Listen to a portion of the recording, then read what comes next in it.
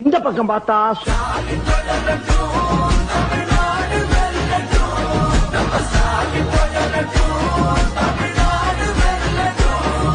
இந்த பக்கம் பார்த்தா ஓடுங்கம்மா ஓட்டு இரட்டை இலை பார்த்து போடுங்கய்யா ஓட்டு இரட்டை இலை பார்த்து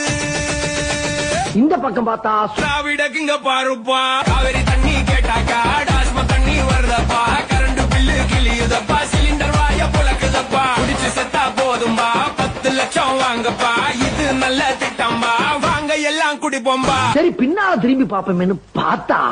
நான் தன்னந்தனியாளு நீயாள நம்ம பாரு